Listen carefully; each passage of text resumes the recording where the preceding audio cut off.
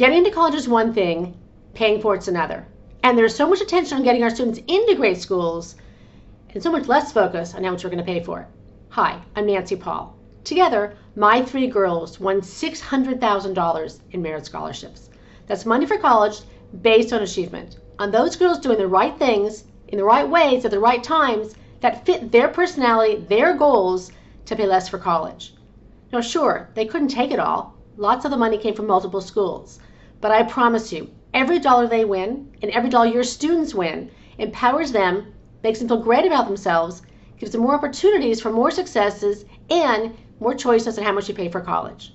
So the question is, what is your student doing now? If they're in elementary school, all the way through graduate school, they can be doing things to pay less for college, even if they're already in, and even if college seems really far away.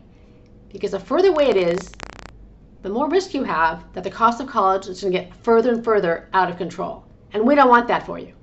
So there's 3 things your students can be doing from elementary school, as we get further into it, and in high school, to create more options, to deserve more money for college in lots of different ways. So let's take you right now from overwhelmed to on track to empowering your student with skin in the game and creating more options on how much you spend on college. So there's 3 things for high school seniors in particular to do to pay less for college. Number 1, as you get closer and closer to college and they get ready for those SAT and ACT tests, we want them to do as best as they possibly can in those tests. Because those scores, like it or not, fun or not, fair or not, we can debate that all day long.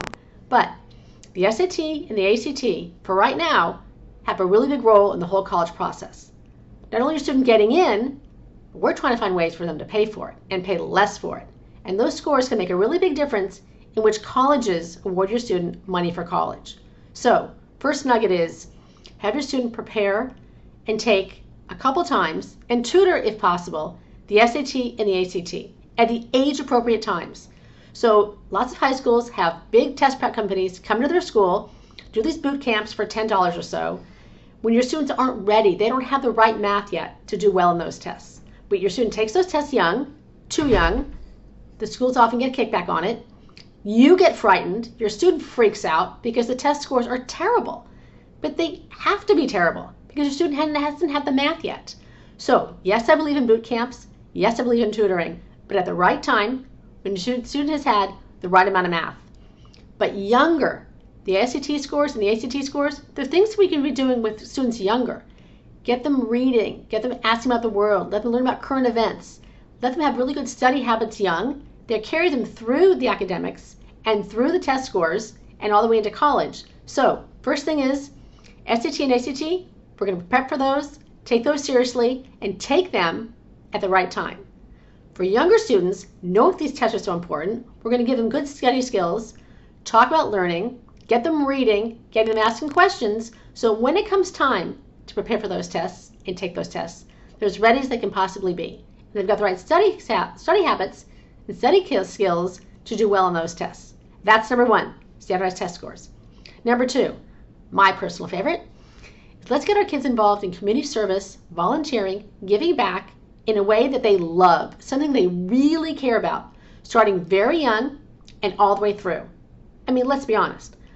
Volunteering feels great. It's great for us in so many ways, all the way through our whole lives. Let's have our kids start that young. If they're really young, go do something with them.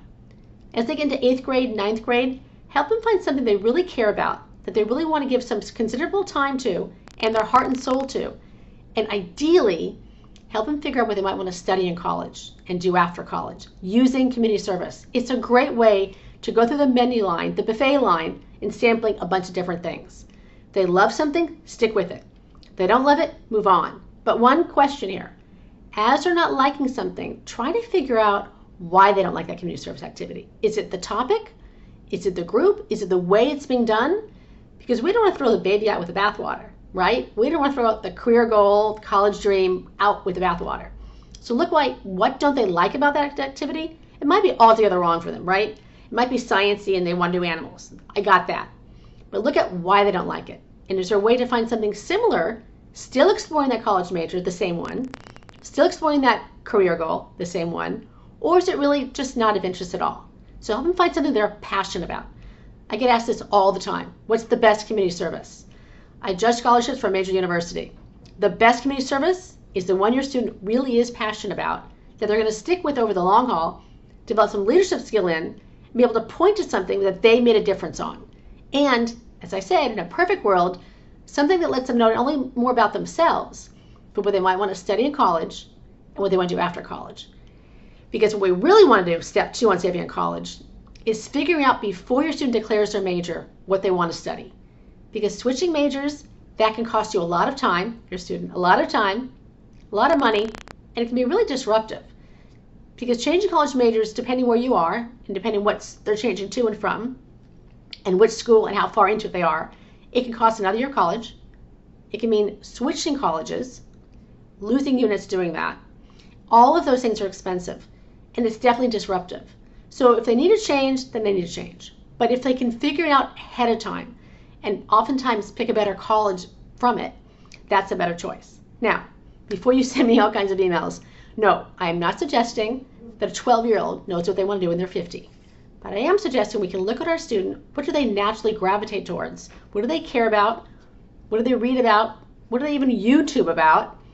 And help them find some volunteering in that arena and explore whether that would be a good career fit for them or just a good side interest. Either way.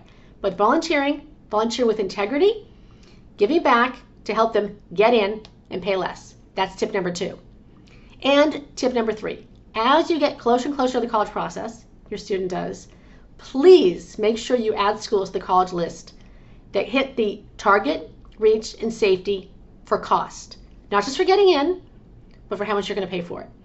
Whether the schools have a low sticker price, that's awesome. That makes it easy to figure out. Whether there's different reciprocal relationships between where your student lives and the school they're looking at. In California, it's called WUI, Western Undergraduate Exchange, which we have with several states nearby, which means that students from California, from certain areas, that go to certain colleges with certain majors in this collateral of schools that are of states that are put together on this, on WUI, get not only out-of-state tuition, but in-state plus 50%. In-state plus 50%. That's a tongue twister for me, which means it's lots less expensive. So explore those kinds of options too.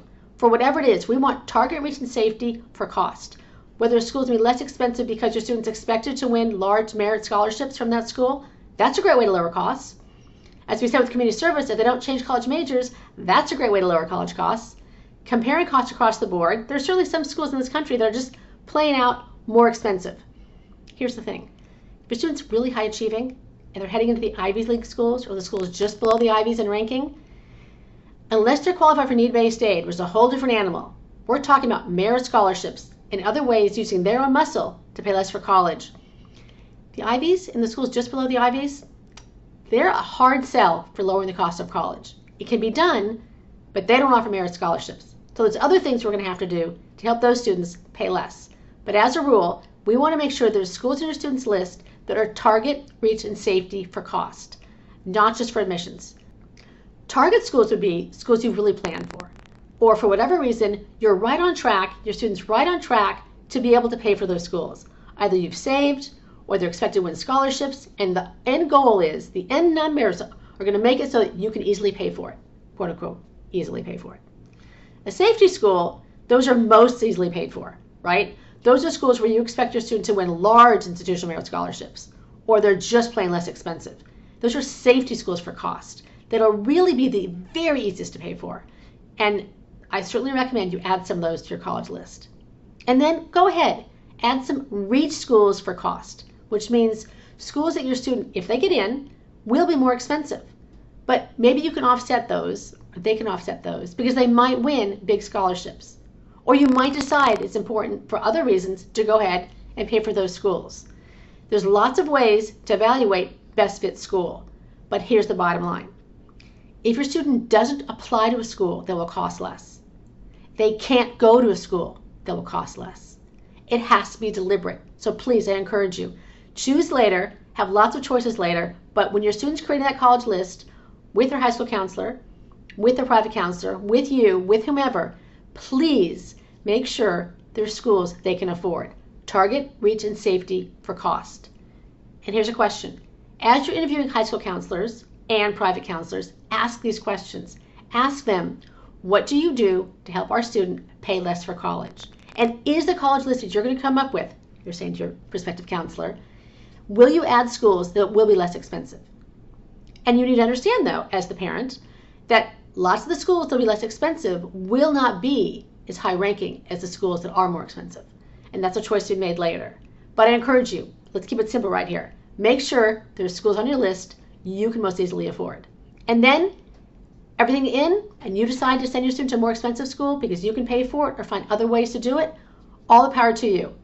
But I encourage you, there are so many families calling my office and really upset because they didn't consider cost soon enough. And they cannot send their student to the schools they've gotten into. And that is heartbreaking, and that adds to our college debt. Because right now, America's at $1.3 trillion of college debt. And that's only the students' debt. That's not the parents, that's the students' debt. And that cripples the country and families and students for a very long time. So please, the moral of the story, the moral of this video is 3 things to create more choice later on how much you're going to spend on college. You're going to add schools to the college list, target reach and safety for cost. You're going to have your student do their very best on the SAT and the ACT, and that often means taking it more than once, taking it probably more than they really want to.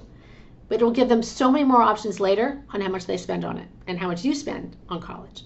And the third, the fun one, is to volunteer, get hands-on experience in a field of interest so your student can avoid changing majors and the cost of that. 3 things to give you more choice in how much you spend on college that you can start doing now, wherever you are in the process, and all the way through. So please, like this, share this, ask me questions. What else should I shoot the next video on? What do you want to know about paying less for college?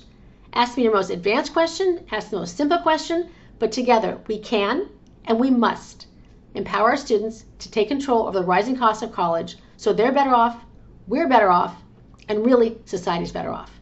Please don't feel guilty that you can't keep up with or don't want to keep up with the rising cost of college and just writing a check for it. It's so much better for everybody if your student has skin in the game. So please, no more guilt. Let's just take action.